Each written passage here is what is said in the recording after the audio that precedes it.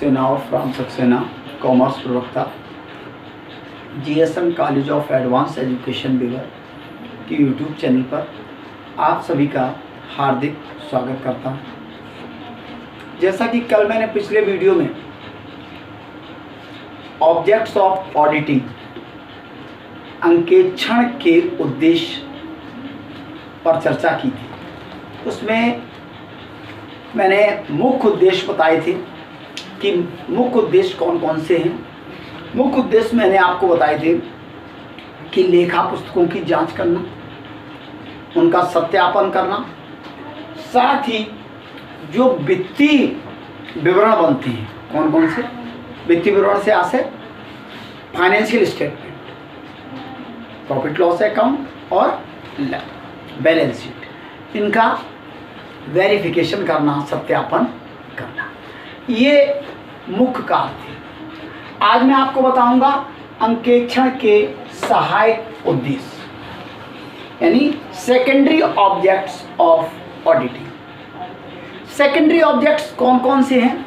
वैसे तो दो ही हैं, अशुद्धियों व छल कपट का पता लगाना और दूसरा है अशुद्धियों व छल कपट को रोकना।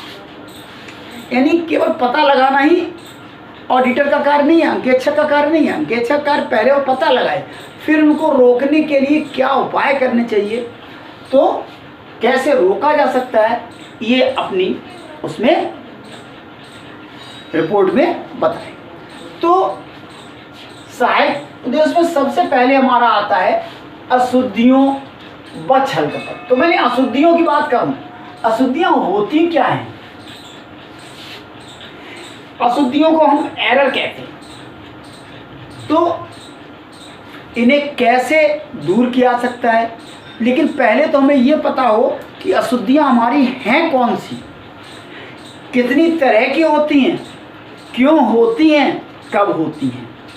तो अगर हम इनका तो सबसे पहले तो अशुद्धि समझ लें, अशुद्धि है क्या।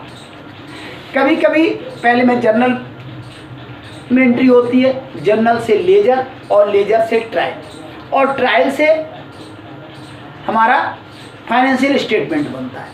तो कभी कभी जानबूझकर गलती नहीं की जाती है, धोखे से लिखने में रकम बदल गई, अकाउंट बदल गया या कोई चीज़ छूटने से रह गई, इस तरह से गलतियां हो जाती हैं। और गलती करना मानव का स्वभाव है। ऐसा नहीं कि कितना भी बड़ा और अच्छा अकाउंटेंट हो, कितना भी अच्छा कोई व्यक्ति निपुण हो, लेकिन कभी न कभी वो गलती कर ही देता है। तो अशुद्धियां करना एक मानवीय स्वभाव है। तो इस अशुद्धियों का हम वर्गीकरण जब करते हैं तो हमें 4 तरह की अशुद्धियां मिलती हैं। पहली लिप की अशुद्धि, जिसे हम क्लेरिकल मिस्टेक कहते हैं, हिंदी में लिप की। दूसरा सैद्धांतिक अशुद्धियां, दूसरी हमारी होती हैं सैद्धांतिक अशुद्धियां।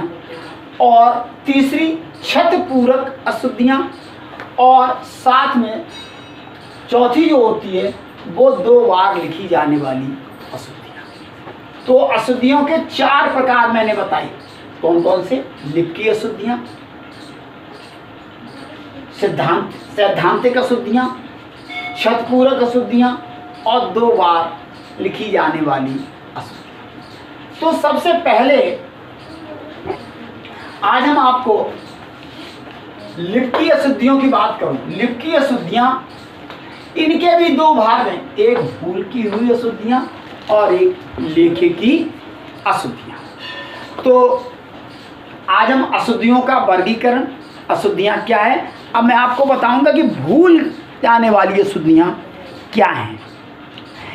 तो सबसे पहले तो लिप की अशुद्धि समझ लें, लिप की अशुद्धियां हैं क्या। फिर मैं आपको बताऊंगा कि ये 2 पार्ट जो मैंने बताए, तो भूल की अशुद्धियां और लेखे की अशुद्धियां। तो वे अशुद्धियां जो लेखा पुस्तकों के व्यवहारों को लिखते समय, यानी रिकॉर्डिंग के समय, पोस्टिंग के समय टोटलिंग के समय यानी योग लगाने के, या बैलेंसिंग के समय या बैलेंसिंग के दौरान हो जाती हैं। जानबूझ कर नहीं की जाती लेकिन हो जाती हैं, उन्हें हम लिप की अशुद्धियाँ, क्लेरिकल एरर्स कहते हैं। ठीक है। अब ये दो तरह की होती हैं, कौन कौन सी बताई? एक बताई भूल की अशुद्धियाँ, एक लेखे की अशुद्धियाँ। जब कोई प्रारंभिक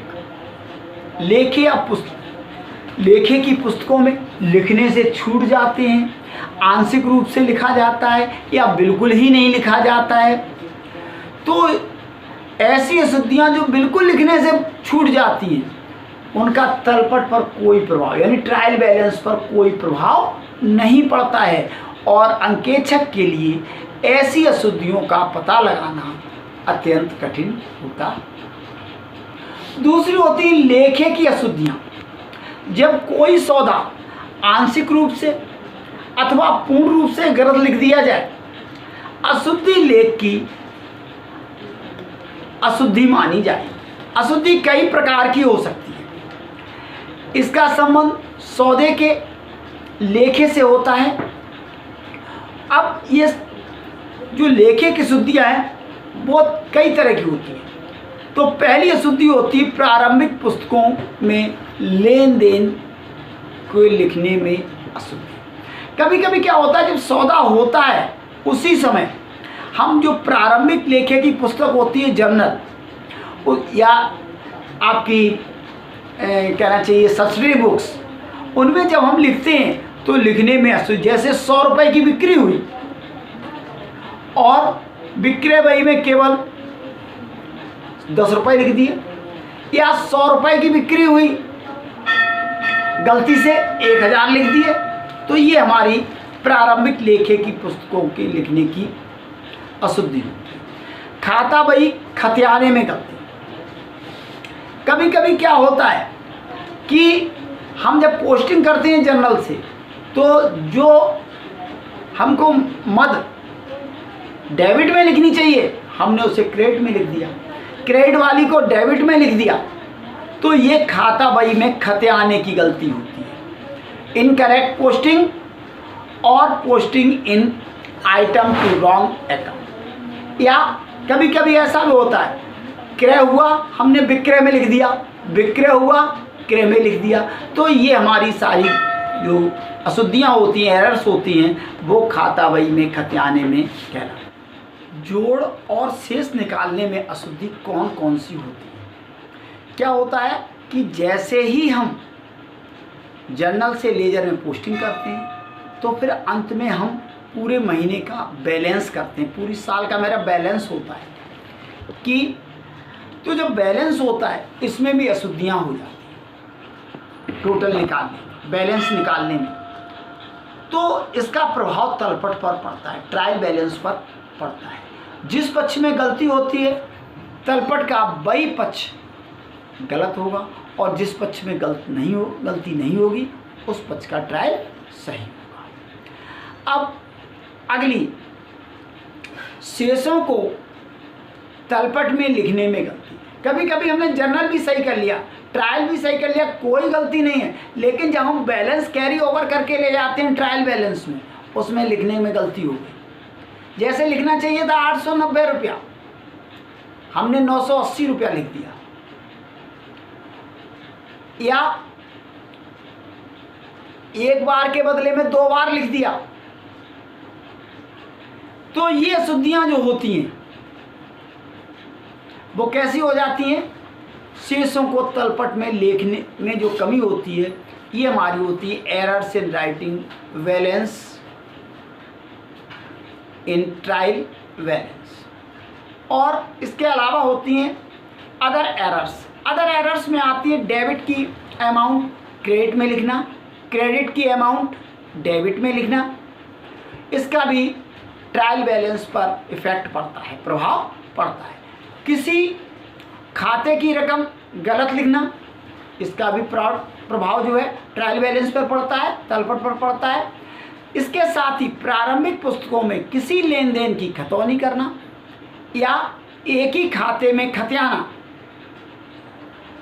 और अंतिम होता है लेखा पुस्तकों में किसी के योग को आगे ले जाते समय कैरी फॉरवर्ड करना।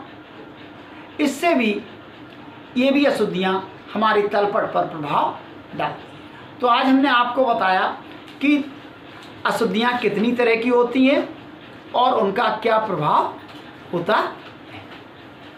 That's all.